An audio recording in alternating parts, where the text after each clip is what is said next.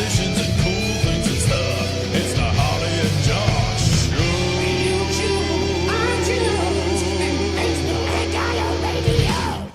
What is up, IO Radio? Hello. Welcome, YouTubers and everybody listening in the future as well. Oh, yes. My name's Josh. That's Mr. I'm Harley. I'm Harley. He thinks. This week on the Harley and Josh Show, we're going to be playing some music by Dingus Khan, To the Nines, and Ms. Polly Haynes. Oh, of course. Plus, we're also going to be talking about music's carbon footprint in the streaming age.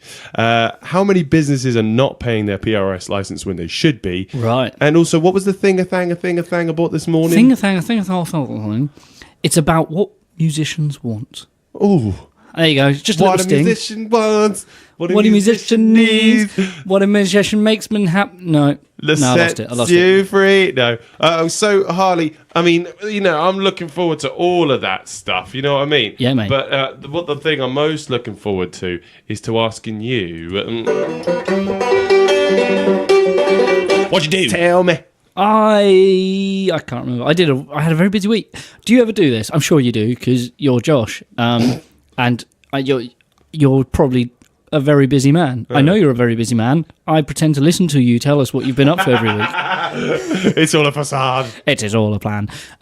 So, yeah, it's been What do I a do? busy week. It's the school holidays, isn't it? So we got like a whole week off. We're not teaching Yeah. as much. Might still have the odd private. I'm intrigued as to what this thing that I do is. Still managed to be crazy busy. Oh, right. Like, is that a thing? Yeah, I don't get it. It's stupid. It's silly. It's We're like, silly. look, I've got a whole 2 weeks off. Let's fill it up with stuff. Literally, I messaged a friend of mine, Matt Graver. You know Matt Graver? Mm-hmm. And messaged him last night. I was like, haven't seen you in a while, man.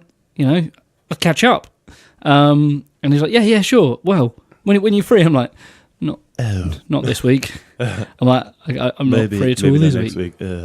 No. So I've been busy during the week with Quatreus. I was doing house auctions, which was really good fun. They actually had me running the show for the first time. Oh, awesome. Not like on the lectern, not actually being I don't know why I imagined the you on a auctioneer. stool with a top hat on and a whip. Down! I don't think you're thinking of auctions properly. Yeah, it's a circus auction, right? Circus auction. Yeah. £3 for the lion, £3 for the lion. Do I get £4? Do I get £4? I get £4. I get £4, £5. Elephants, rhinos, giraffes, whiskers. Yeah, so that was a thing. That was great. I was terrified because basically my job with running those shows is when someone makes a bid, I click the button of how much the bid is and it goes up and step, and they go pretty fast paced from time to time, so I really had to get that right. And I heard that as beard. Somebody's grown a beard, another person's grown a beard, another person's grown a beard, but the button. Yes. Oh, beard growth. Anyway, so that was That's stressful. It was a good stress though. It was good fun. I got a nice email from the event manager going, congratulations, thank you very much for and it's always nice to be appreciated from your bosses and peers and stuff like that, which was really nice. So yeah, that was great. And they're going to hopefully have me running some more shows. Do you have to? In the future? What kind of audio stuff do you have to? In between stuff, does there have to be music or anything? Or the audio is very easy for those jobs. Yeah. You have music before the event. What kind of music do you put on? Gordon Goodwin's Big Fat Band. What's that? Oh, you not heard of Gordon Goodwin? Great. It's like a big band. Right. But they're just like a really cool big band. Like swing stuff? Yeah. They do some really great... they're quite humorous and quite light-hearted in the way they write their music. Oh, right. And when they perform, they really perform their songs. There's a song called... is it Back Row Politics?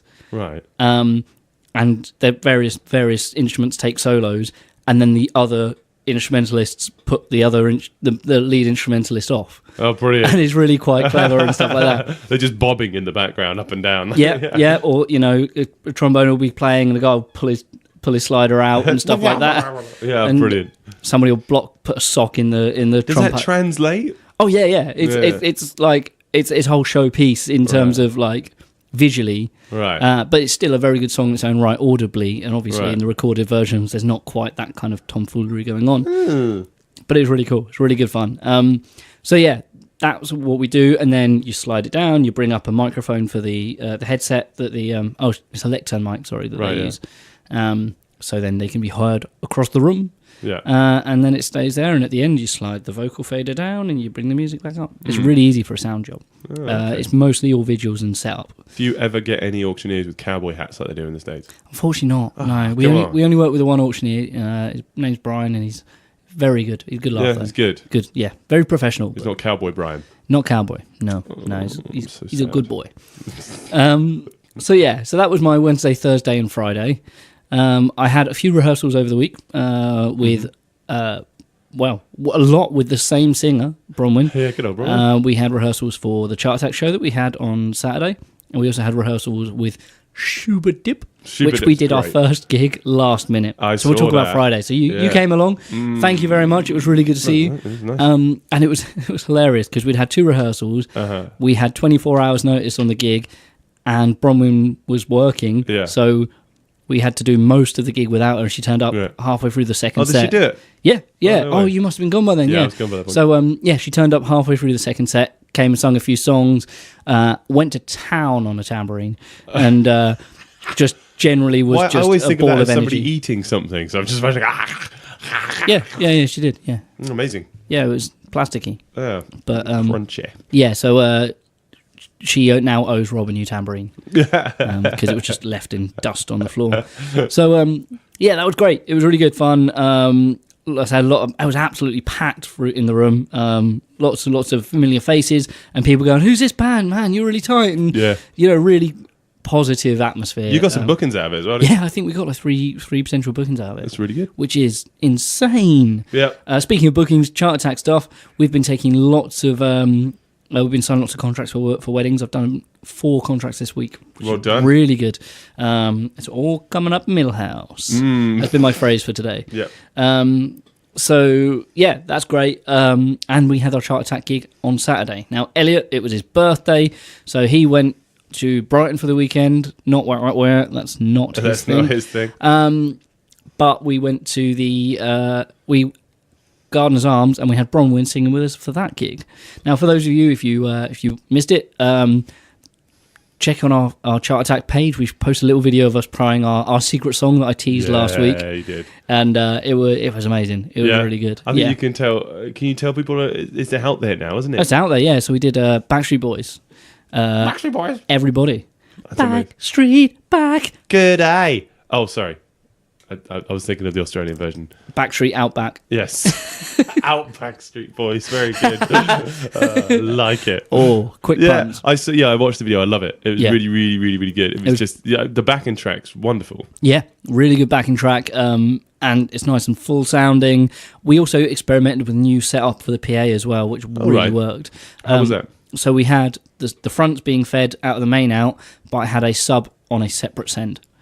Okay. And it was post fade, but it just had the kick and the bass going. So through like it. out of an aux channel? Or? Yeah. So out of one of the sort of monitor outs or anything. So what like did you do? What did you just like kick the sub? Like Yeah. I just ran it post fade, so it went along with the overall level, and just had kick drum and I had bass going through it, and I had a little bit of backing track, but not a lot. And I think That's I did really feed in a interesting. little bit of vocal as well. I like that. I like that a lot. Because then you're just getting what you want through the sub, not just everything. Yeah, and I've done it before and not had good results, but with this setup, I'm glad we because you did kind of it. do want a little bit of the low notes from the guitar coming through there. But not really a lot of the vocals, because I think they just sort of muddy. You're not getting the full impact of the, Yeah, that's it. Bass. Like when the kick was hitting, it was literally just the kick pushing through, and it was really punchy. So you can crank it a bit harder. And the other advantage is it was running all mono as well. Yeah. So you're not running a stereo feed into a mono sub, so you're not getting any phasing issues there. Yeah, we always do everything mono. Yeah. Just saves faff, doesn't it? I think we always go stereo because the backing tracks run stereo. Good point. Yeah, and okay. it's nice to have some kind of stereo width in the tracks. Yeah. So it kind of gives it that nice air to it. Do you do a lot of like hard panning? Not hard panning as such, But there are some like stereo, some of the vocal tracks that we retrack, we widen them. Oh, okay. So they'll be coming out left, like you'll be coming out left, and then Toby will coming out right or something. And the synths as well will be going a little wider as well. Oh, yeah. And that it was a really good gig, loads of fun. We went out afterwards, went to Distilled Republic, bumped into Angel. She'd been playing at the Smokehouse, so a nice little catch up with her. Yeah. And Bronwyn did some lovely dancing. Great. She's going to hate me for calling her out on that, but yeah. What? I mean, what was it, like the Office style thing? Like, worse. I'm imagining her doing it. She'd be great at that. Oh, she prefers the American Office, so I don't know what the dance is for that. Which has caused a lot of arguments in the Schubert Dip rehearsals. Yeah. And my last one was Sunday. I went back to the Froys, Chilsford, brilliant. for their folk at the Froys, and it was an amazing night. So were you actually working that one? Yeah, doing the sound for that. Yeah. I can't remember the name of the support act. Tamara someone. I need to check that up. I'll call it out later. She's an Australian country singer, lives in Nashville, touring the UK at the moment. Right. Amazing, really good voice, great sort of persona on stage, really nice and bubbly and lighthearted, and then sings really sad songs. But then still keeps it in a really nice light mood. And then there was Josie and Pablo, who were a Scottish folk duo. Right. And they were amazing from right in the Scottish Highlands. And they did some really cool stuff. They did some classic, some sort of traditional folk tunes. They also did some more more their own stuff and some modern stuff. They did a couple of Dylan tunes. Yeah, cool. Pablo, the guitarist, did a solo Spanish piece as well. And the sound was amazing. Josie's voice was incredible. Like, her pitching was just second to none. Really, yeah. Like that real really kind of close harmonies. Yeah, well, the sort of the trills and the going up and between sort of whole tone steps very quickly in a way that just it just came off really well. And it was an excellent night. I don't know where they're playing tonight. I think they're in Tamara Stewart. That's it. Tamara Stewart was the support act. Yes, there we go. She was absolutely awesome. So yeah, that was all really good stuff. That's great. Yeah, and I didn't leave Chilsford till midnight because our gig finished at like 10 o'clock. We packed down. It's quite funny when you pack down because everyone just jumps on the stage and packs it down mega quick. Really? Everyone's like just on it because it's a real community event there. If you ever get a chance to go, do go because it's just a really nice, fun event. Yeah. But afterwards, we went into the bar. We had a little catch up, a chat. It was Josie's birthday. Oh, okay. So they all sang happy birthday to her, and it was really nice, chill. But it's also Lucy Hart's birthday today. Yes, today. Happy birthday, Lucy. Happy birthday, Lucy. I'm actually going to see her later on just to hang out, which would be nice. Yeah, awesome. Yeah, and that was just great. It was really good fun. We had way too much cake and way too much of the leftover food. That's very also amazing. Lovely, generous people there, aren't they? Yes, very nice. Yeah. And it was awesome. We had our gig there last year now, and that could not have had a nicer gang to work for. Yeah, it was Kelly Bayfield and Steve were there, so just really nice people. Pablo was saying, he was like, I don't think I can do another gig after this because we've been completely spoilt. Yeah, their gig last night, the night before, Saturday night, the sound wasn't great on stage, and they were really struggling to get into it because they couldn't really hear themselves. And like I say, when you're doing those harmonies, you need that. Whereas like the room sounds great at the Froys. And we had some really nice monitors, so they could hear everything they needed, and they were really happy. The marquee out the back, right? This was in the hall, in the room, in the building, which is nice small place, but wooden beam roofs and stuff like that, and nice big thick curtains, so it's a nice dead sound with an installed Bose system that sounds great. Interesting. So nice and easy for me. So it was their own system that you were going through? I just plugged my desk and went. Oosh. Nice and easy. I like that. Yeah, it was great. And of course, it seems to be the case with folk bands like that. When they're they turn up and I go, what do you need? They go, a couple of XLRs. We got a nice sound. They get their sound right, and they then give me the feed, and I'll just go, cool, sweet, thank you. And it's easy job, really easy job for somebody that knows what they're doing. I mean, like we can sit there and say, oh yeah, that's an easy job, but then if you thrust somebody into that, because I think a lot of venues do that, then they're just like, oh, my mate has a hi-fi. He can do the job right. It's like, no. That's it. Yeah. So yeah, it was great. It was really good fun. Like I say, really nice, welcoming crowd. I wish I could have come with you to Lucy's tonight. She'd invite me, but unfortunately, I got rehearsals tonight, so I've got to be good and do that. Is that Super Dip rehearsal? Is it? Yes, yeah. Nice. I had to think about that. Who came up with the name, by the way? Kat Dickinson. Kat Dickinson. Yes.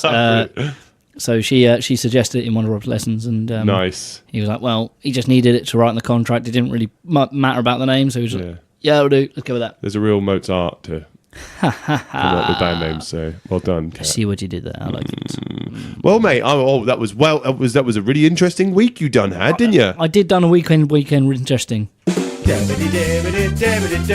concludes our news section. Words. New stuff. Yes, I did. Let's find out. I can't words. I can't words. Right. Well, speaking of words, this song has some. Nice segue, Josh. Well, this one actually is more about numbers than words. This one's called My Number by Dingus Khan. They're playing it locally. Oh my goodness. Check it out, mate. It's available on iTunes and everything.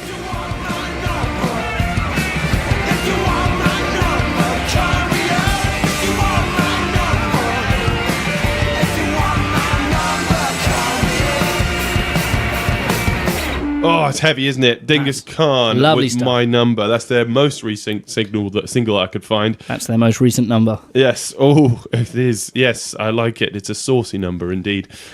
You can catch them this weekend if you stick around for the giggly ears. Yeah. Well, shall I talk about some stuff, mate? Please tell us what did you do? Well, who knows but me? What did I do? Huh? Well, I actually... It was a busy old week, and I wrote loads of notes about it, but my Google Calendar didn't update, so I can't really tell you in massive detail about it. I had a really, really nice jam with Tom McCarthy and Rich Webb for a new little folky number thing that we're putting together. Nice.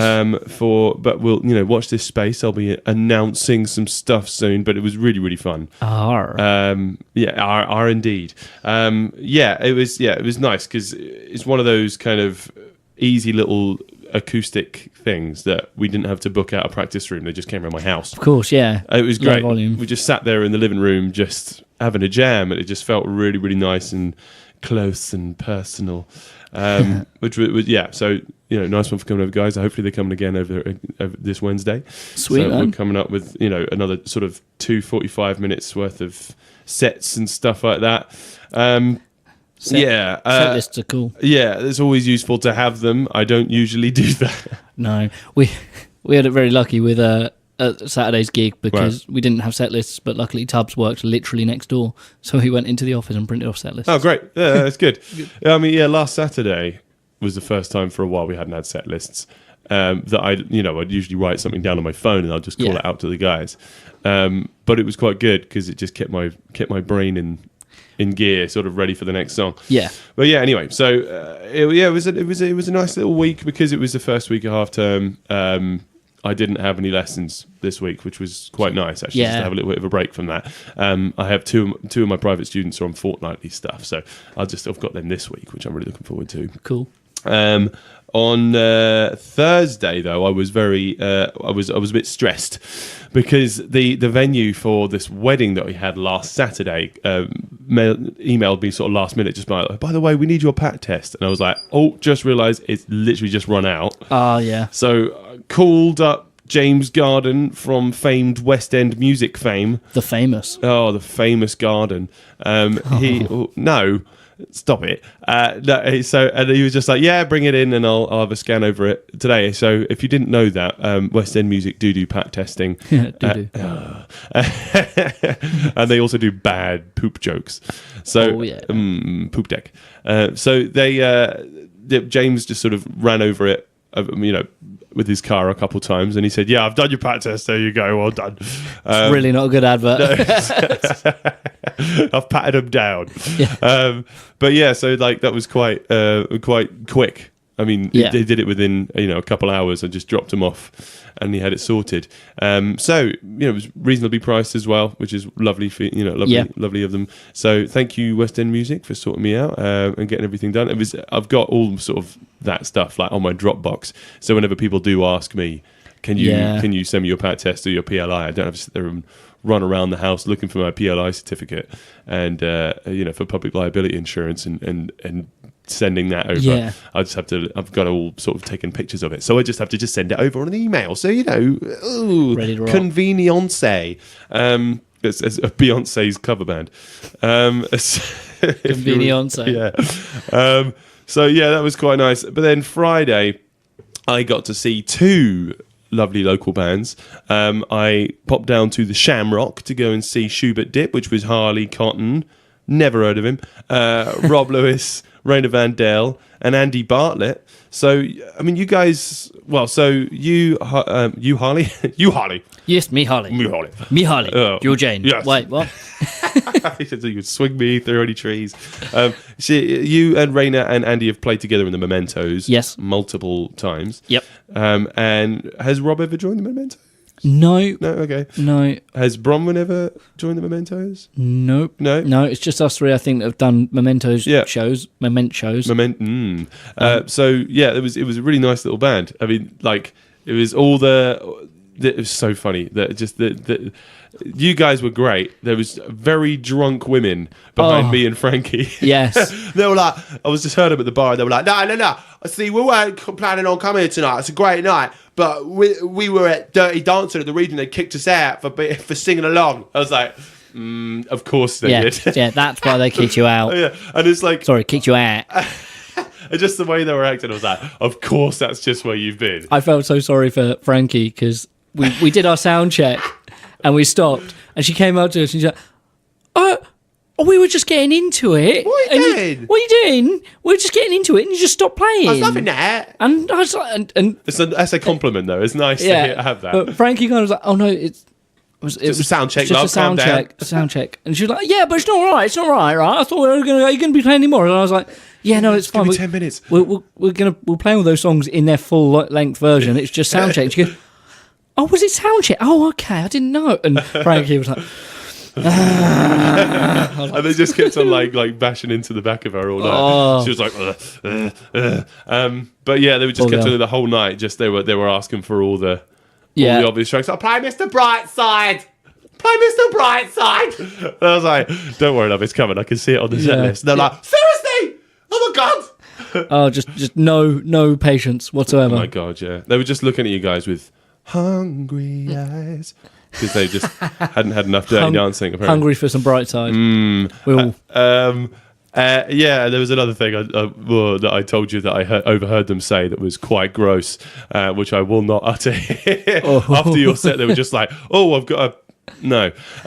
So yeah, it was after that we decided, right? Okay, we've seen you guys. We feel like we've had a great time and we've supported you. So we went over to the Salutation, which I've not actually been to for a gig yet.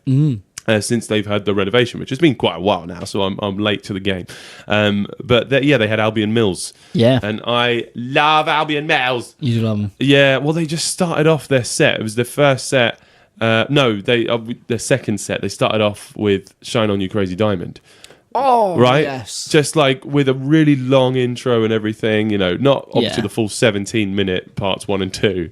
But that's a good way to sort of like not have to play so many songs. Oh, it's great, yeah. just play one Pink Floyd song. Yeah. Probably Echoes. Just do the whole. Oh, yeah. Yeah. But it was just absolutely marvellous. Like they really have got their sound just down. Yeah.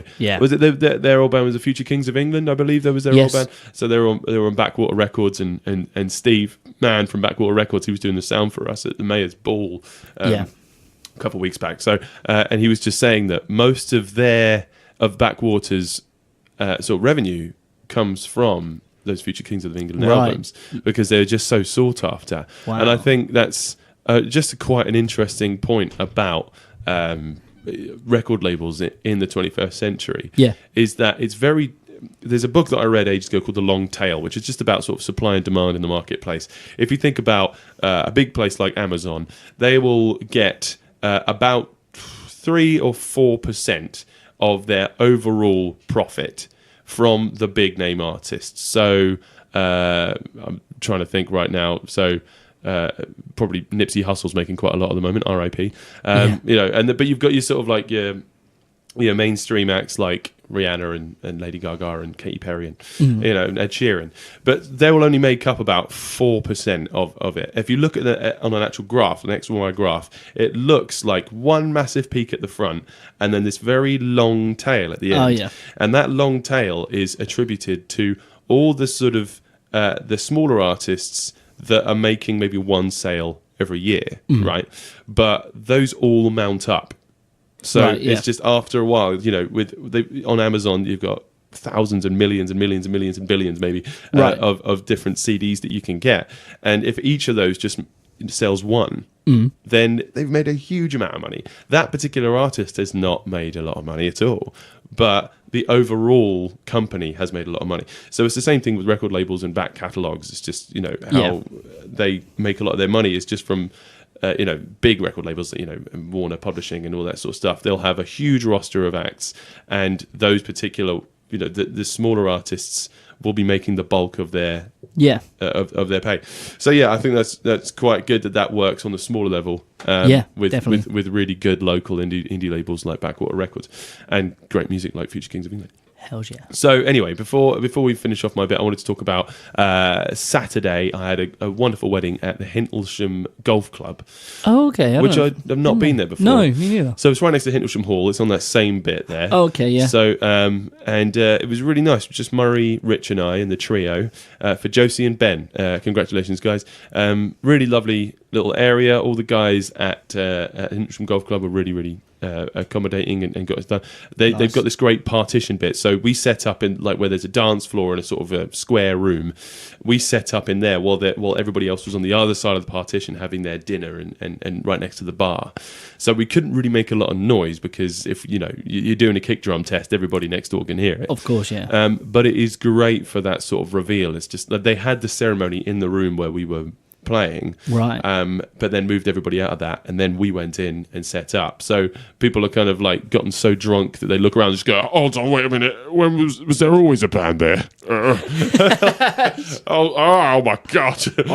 What day is it? I just can't. I just can't. Congratulations, I can't leave." But yeah, so that was a really nice night. Like I say, I didn't make a set list for that one, so I just was going off the top of my dome. Banging it. No, I wasn't wanging it. But yeah, it was like in between each song, I would be thinking, what's the best song to follow this? And that's how I used to do it. But I just was too worried about hitting all the bases. So it's nice to be able to just turn around and say, okay, we're doing Blue Suede Shoes. There weren't a lot of sort of off the cuff random ones that we did, mostly the hits because it's a wedding. But I like doing that. It makes it feel a bit more tailored. Yeah, it's nice to that's it. It's weird how certain songs suit certain types of shows and stuff like that. Yeah, definitely. It's good to be able to know that and be able to read the room. And what was also fun was that in the break there was one little toddler who was just dancing around on the dance floor, just running around. He's not really dancing. It's just when you're a toddler, you can just run, and that's classified as dancing, right? Oh yeah. And so I was sitting there setting up all the songs and the DJing. He just goes, "Excuse me." I'm like, "Hello." He's like, "Dance with me." I'm like, "Okay." So I just had my hands in my pockets, running around in circles with him on the dance floor, just like, whee! You're like, "I'm a kid again. I'm so happy." Skin on my knees and everything. But anyway, speaking of skin on my knees, another great segue, Josh. This is one that will make you skid on your knees. Polly Haynes has got a new EP coming out this weekend, and I've heard it, and it's wonderful. This song's called Eddie Street. Check it out. Oh my god, it's great. If it's good enough for you, it's good enough for me. If it's good enough for you,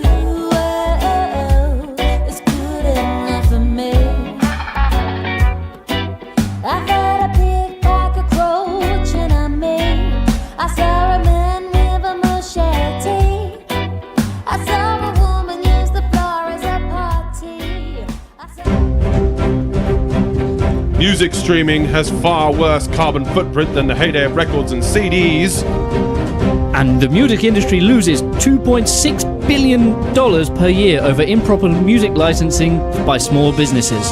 That's the music news for this week. Thank you, Polly Haynes, for the Eddie Street there. That was going to be available this weekend. But first, music streaming has a far worse carbon footprint than the heyday of records and CDs, new findings are saying. So, as an idea here, why are you trying to call me, Harley? I accidentally pressed the buttons.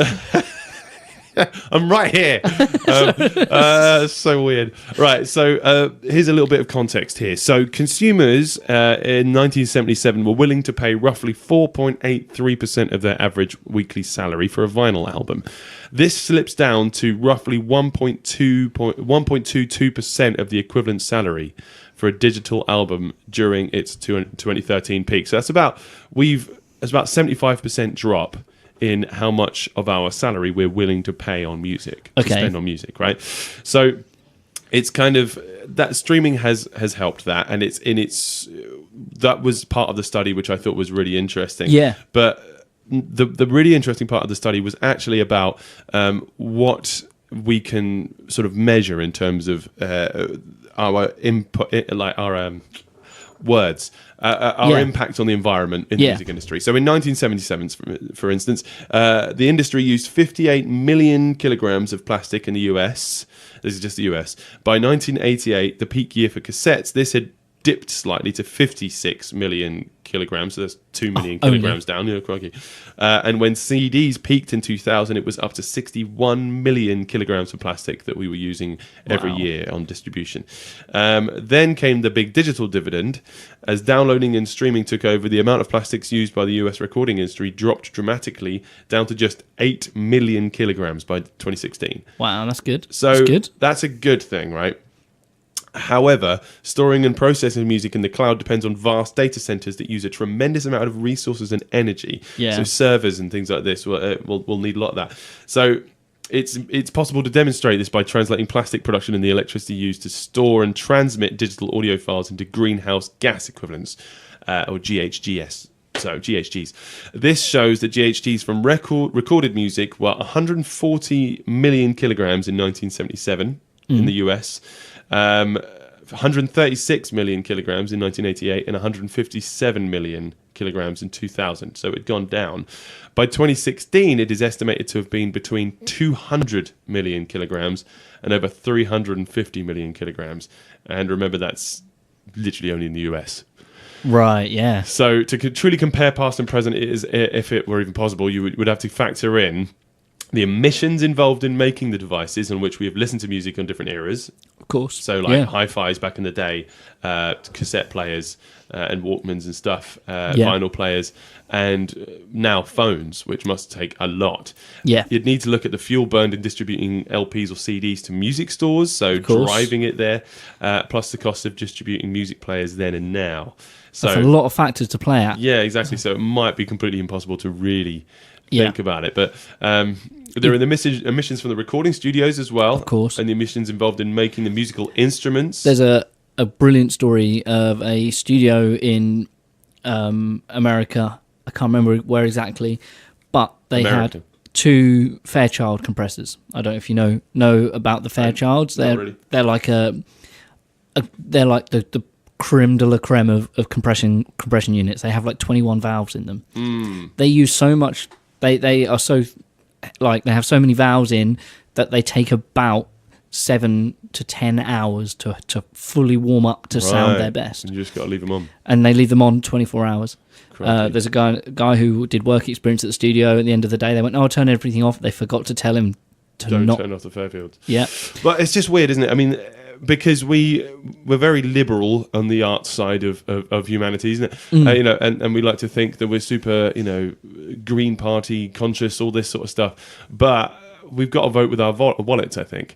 Vote with our wallets. Because, we may have thought about what we're spending in terms of whether we've got something that we're just going to throw away after years or whatever, but you've got to think about how much the phones are impacting the ecosystem, but also think about the live industry. It must. I mean, do you remember Live 8? Oh yeah, years ago, and it was all about global warming, etc., and climate change. But they flew all the artists in down to Wembley to do it, and there was a lot of controversy on that. Yeah. So we all go out and we all support these things, but we do have a massive carbon footprint. We do have to think about it.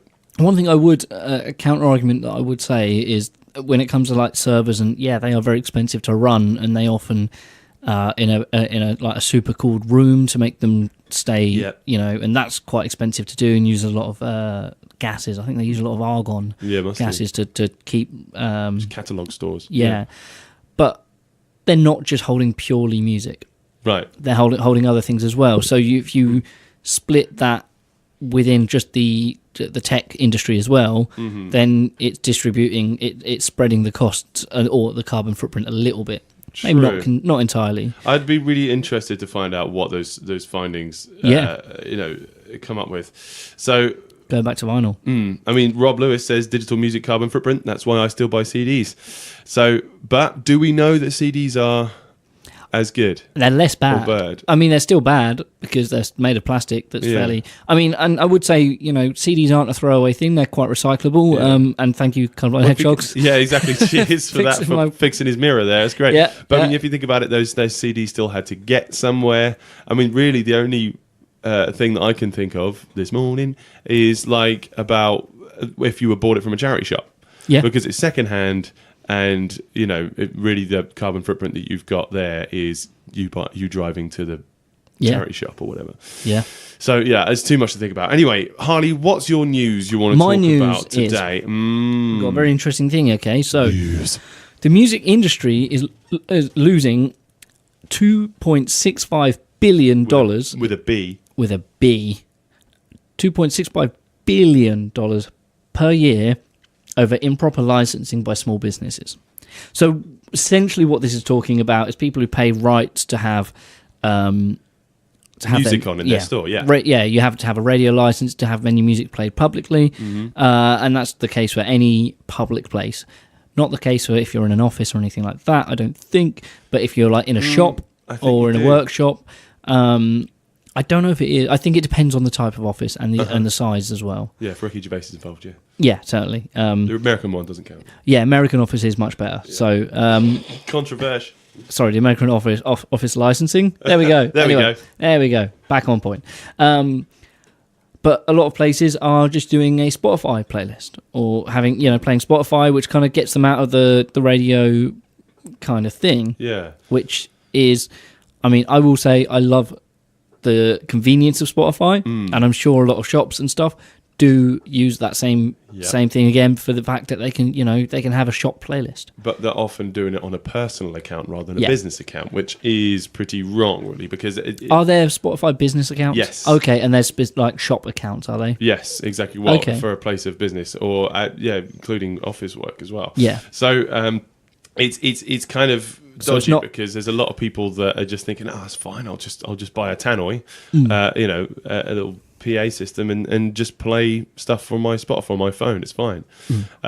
Whereas people aren't actually thinking about the amount of people that are in that room. So venues have to pay PRS license, and some shops, especially in central London, will have more people in their shop than some small music venues will have. Yeah. So, they should be getting exactly the same amount of licensing from those places. Yeah. And, those sort of licenses probably aren't cheap, but you've still got to respect that if you're supporting the music that you're playing, that you've got to kind of allow that music to be paid for by someone. Yeah. I mean, it says here that just 17% of small businesses have obtained the correct licenses to play music in shops, restaurants, or public venues. I mean, that's... Right, that's 83% of businesses are not paying the proper PRS fees. So music that constitutes a public performance needs to be licensed under copyright laws, which are separate from the laws governing personal use of music streaming services. So they are completely different. They sort of collated results from about 5,000 in-store interviews of businesses in 7 different countries to get this thing. The study estimated that 21.3 million of the world's 29.4 million businesses are use consumer music services. Right.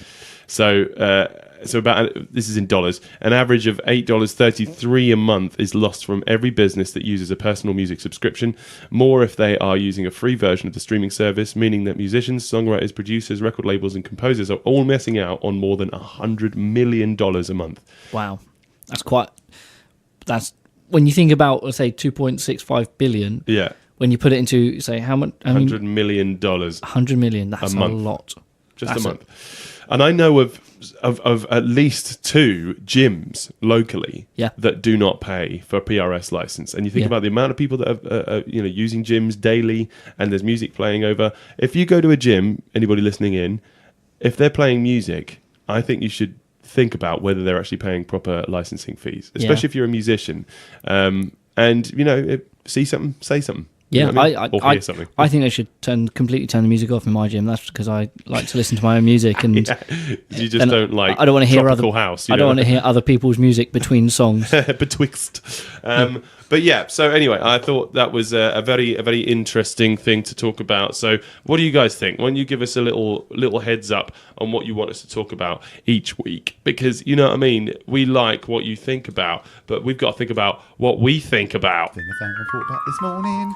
Jingle. Well, it was something you thought about, wasn't it, Harley? I did think a thing I thought about this morning. I actually thought about it yesterday morning. Ooh.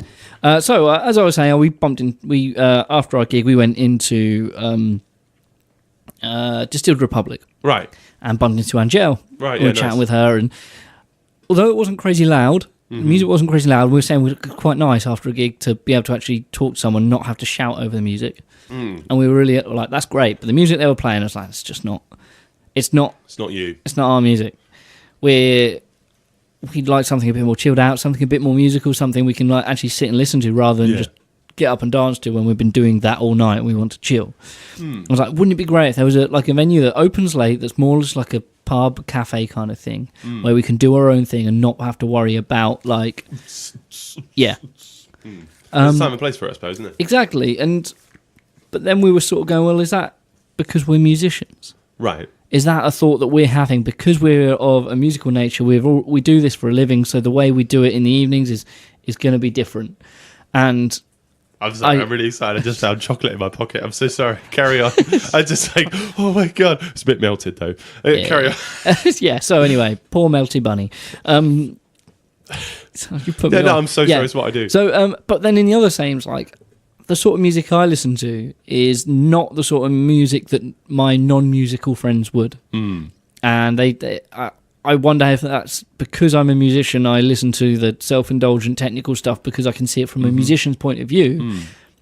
And is that music less or more valid? Yeah. Because of that, because it's not a mainstream form of media, and it can't be because not everyone's musician. Most people are fans of music, but still a small percentage of that will be active musicians, I think. Yeah, and it's also you got to think about. So we talked about this before about what's music for. Yeah. And that's a really interesting episode. Check that out on our YouTube and subscribe, etc. But I think for when we were at a late night venue like Distilled Republic, where it is a bar where people are going there to hang out with people, have a drink, and have a dance. Yeah. The kind of music you need is going to be right. So and the kind of venues that we'd be going to at that kind of time will be wanting stuff that keeps people hyped, right? At like 2 a.m. Yeah, but I was at the Forge. The Forge, the restaurant that's opposite the university, and they were playing some really, really nice sort of like soul-ant stuff, like some neo-soul kind of things while we were eating.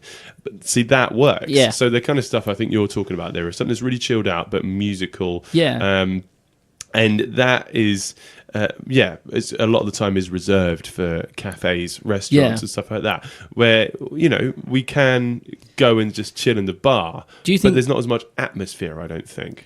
Do you think a kind of a social bar like that, kind of cool place where us hip types would hang out? Do you think that could succeed in a place like Ipswich where you've got a late night place to go to, have a drink, but not have music thrown down your throat at 100 mile an hour and 1,000 decibels? Yeah, I don't think that's location based. I think it's really to do with timing. So if that kind of place, if you're literally just open for late night kind of style stuff for the people that don't want to be out clubbing but they want to be out having a drink, you've got 3 days where you can be open. And you're not going to make enough money. And you could be nice and broad with what kind of music you play. You could get your old school soul like Through Eyes Monkeys do, or you could put in some really interesting IDM on maybe. And that's great. But again, I think your clientele would be quite thin. It would be Yeah. down to sort of a lot of musos or people that don't really like going out clubbing, and the people Yeah. that don't really like going out clubbing, it's going to be difficult to catch them. Yeah, and when you say Three Wise Monkeys, that's kind of when I'm thinking about it. It's probably the sort of place I'm thinking of. Yeah, It's as long like when I know when do they have DJs on? Is that Friday nights? yeah. I probably would avoid it when there's DJs on. Nothing against DJs. Some of my friends are DJs, but not my thing. I don't want to, let's say if I want to go out, I want to go and chill and be sociable rather than, So, but that's the kind of place where you can be sociable and, and it's open till late. So I guess there is a market for it. And But how about on the music side of things? So, well, like you say, it's like what musicians want. So, I mean, what a musician wants, I think, is a bit of technical prowess. It was like what we were talking about last week, and we were talking about when we listen to something, we do want to be amazed, don't we? When we say talking about whether there's something that's good or bad music, and so.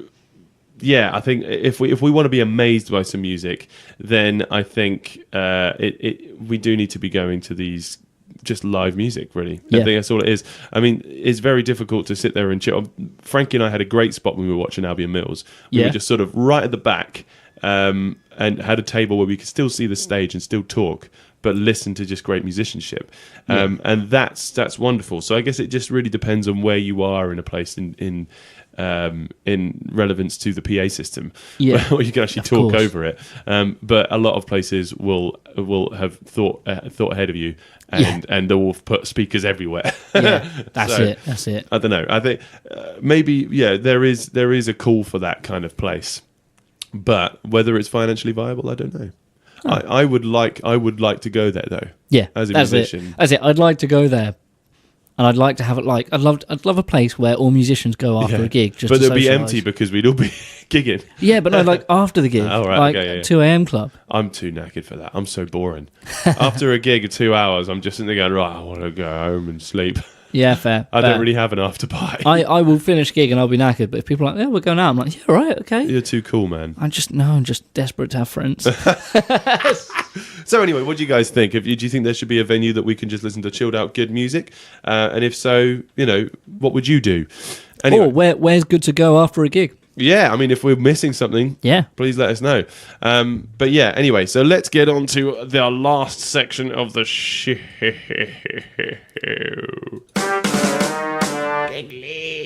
Harley, you've got all of it. Can you please read us out? Do you want me to just to go through with what we've got this week? I'll give you a soundtrack of just a shaker. So this week we've got on Wednesday at the Smokehouse, Nosebleed, Casual Nausea, and Batwolf. Punk night. Yes. Thursday we've got a couple of gigs. We've got Three Wise Monkeys and in Colchester, This Feeling, Creation 23. Cool. And Rubber Jaw. That's going to be amazing. Also Thursday, I will be playing myself. With Chart Attack. Go on, say it. Chart Attack. And we will be doing the pre-Pride party at Isaac's. That sounds so fun. Someone say pre-Pride party. Pre-Pride party. We've also got going on to Saturday, Dead Souls Resurrection Fest at the Black Horse in Ipswich. Ooh. With Zirconia, who come from Spain, and many other bands. Check out the Facebook for that. Metal through to the nines. To the nines, which we're going to play in a minute. Oh, yeah. Okay, cool. We've also got on the Saturday Polly Haynes. She's going to be doing an EP launch of Hummingbird. At the Coda in Colchester. Colchester, Essex. We also have that night Three Wise Monkeys. Ipswich, thank you. Motherfunker. Ooh, I've seen Vanya today actually. She's really looking forward to it. Oh my goodness.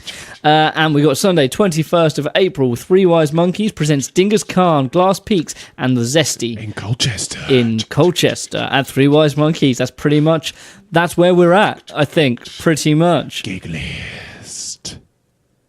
Right, cool. I feel like I can relax now. Mate, that was good. There's a lot on, and I had a lot more on my list, but it didn't update on my Google Notes, so I'm annoyed here. If we've missed anything, screw you, Alphabet. Since you bought Spotify, you changed, son. You changed. Damn. A couple quick topics that we've been asked to discuss today. So Nigel asked if I'm going to be quitting the show now that I've found fame with karaoke. I've just found out 10% of my PRS from last year Yes. came from people singing my songs on karaoke. Is it your actual song? Yes. Wow. That's mad, right? Have you submitted karaoke? No. Wow. That's So great. no idea how that's happened. Right. So that's I like that. So I'm not going to be quitting the show anytime soon because I love doing this.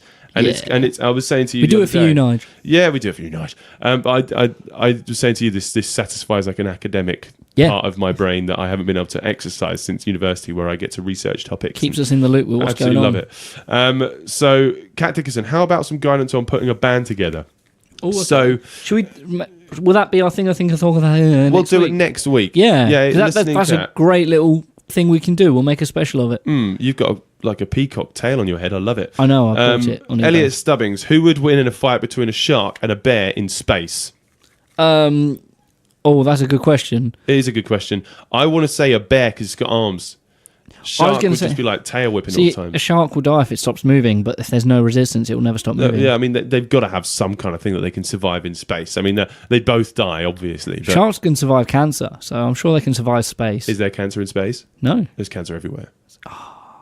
So it's probably radioactivity. Sorry, Radioactive spiders. Yes. If they get bitten, yeah. I watched that last night. Into the Spider-Verse. Oh, Amazing film. Is it good? I Yeah, didn't it's see so it. good. You got to watch it. Right. Scott, when is Scar's fourth wave happening? I don't know. They might have the sixth wave and then do a couple of prequels. I did see Graham Mann wave at me the other day, so that might have been it. There we go. That must have been downsetting. Let us know what you guys want us to talk about each week. We do have a Facebook page. We've got a YouTube channel. We've got us on iTunes as well. Yes. Please give us a subscribe, a scrub. You can find us on all good podcast catching apps. Yeah, and all the ones Podcast that we're Addict. not on. Just it's not good because we're not on it. I think we're on. Yeah, we're on most of them now. I think we're on Acast as well. So Yeah, that's Yeah. it. We're on But many we're- casts, not just a cast. yeah. I see what you did. You there. did? Did you see You it? did. I did. No. But yeah, thank you very much for listening, guys. We've had a really, really good show. We'll see you again next week, Monday 2 till 3, or Thursdays. Every Thursday we'll be releasing the show. So yeah, keep your eyes peeled on the old page, and we'll see you next week. We're going to play you some To the Nines, a bit of hardcore for you guys. They're going to be playing at the Dead Soul Resurrection Fest at the Black Horse this weekend. So this is from good old Bean Charlie, who I played his wedding. Yeah. So yeah, good old Brummy. So nice one, mate. Awesome. It's a great track. This one is called How We Get By. Right. Bye, Harley. Bye, Josh.